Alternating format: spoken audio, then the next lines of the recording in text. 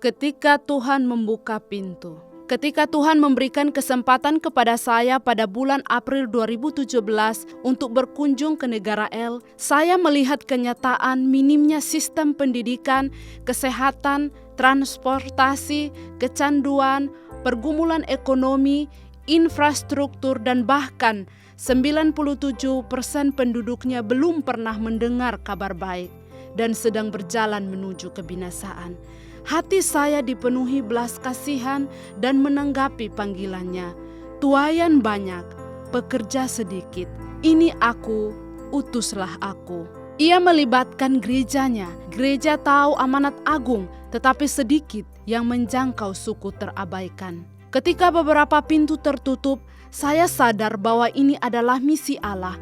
Rencananya tidak akan gagal karena ketidaktaatan manusia. Bersyukur, GKA Elion Surabaya menanggapi misi ilahi, menjadi pintu yang dibukakan Tuhan sebagai gereja pengutus bagi saya. Tuhan membukakan hati para pendoa yang siap berperang secara rohani untuk pekerjaan misi di negara El. Pada bulan Juni 2018, saya akhirnya berangkat ke negara El sebagai utusan lintas budaya atau ULB. Tak satu orang pun dapat menutupnya. Negara El adalah negara yang tertutup bagi ULB, dilarang PI atau terlibat dalam pelayanan gereja lokal. 6 tahun, Tuhan telah membuka pintu kesempatan PI melalui Language Center. September 2018, Tuhan membuka pintu lewat sekolah negeri, tetapi pekerja sedikit dan saya harus fokus kuliah bahasa dan budaya 2 tahun. Dalam doa, Tuhan mengingatkan saya akan waktu, kronos, dan kairos. Bersyukur,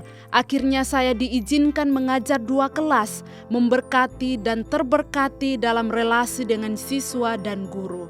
Saya bisa berbagi nilai-nilai kekristenan, tetapi tidak boleh memberitakan Injil. Januari 2019, saya pindah rumah dekat sekolah dan berelasi dengan masyarakat sekitar. Murid-murid hampir setiap hari berkunjung ke rumah. Senang ada kesempatan menjangkau mereka, tetapi juga pergumulan. Mereka datang tidak tahu waktu dan sering teriak memanggil-manggil nama saya sehingga dapat teguran dari tetangga. Saya sering mengingatkan mereka namun sulit untuk mengerti. 25 Januari 2019, saya sedang istirahat karena sakit. Tiba-tiba saya terbangun karena murid-murid memanggil nama saya. Mereka diam sesaat, kemudian memanggil, memukul pagar, bahkan melempar batu sekitar 1,5 jam. Saya tak beranjak untuk membuka pintu, hanya duduk di lantai dan berkata, "Tuhan, aku sungguh letih." Namun yang terjadi menggentarkan hati jika mengingatnya. Mendengar mereka terus memanggil, air mata mengalir mengingat firman-Nya. Biarkan anak-anak itu datang kepadaku. Saya bergumul, jika pemerintah menutup pintu pergerakan kekristenan, apakah saya juga menutup pintu rumah untuk rasa lapar dan haus rohani dalam diri mereka? Saya berdoa, Tuhan, ampuni saya dalam kelemahanku karena menutup pintu rumah hari ini. Saya mengasihi mereka, berikanlah hikmat-Mu apa yang harus saya lakukan. Saya teringat masa SD bagaimana mengenal Tuhan melalui kegiatan Sabtu Gembira di rumah guru sekolah minggu. Hikmatnya, kesempatan belum tentu datang 2 kali.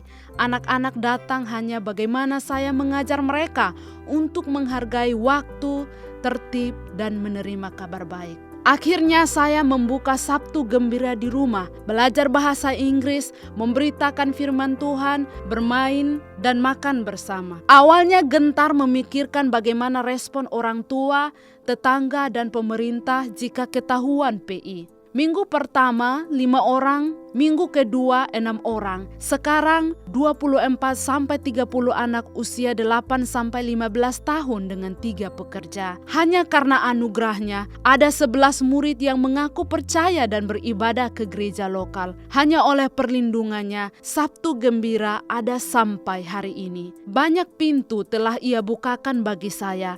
Relasi pribadi, sel grup, sekolah, Sabtu Gembira, dan mengajar mahasiswa pekerja di lembaga pemerintahan. Tuhan tahu kekuatan saya tak seberapa. karena kemurahannya saya dipakai olehnya. Bagianku taat dan bekerja selagi siang. Biarlah segala kemuliaan hanya bagi Tuhan.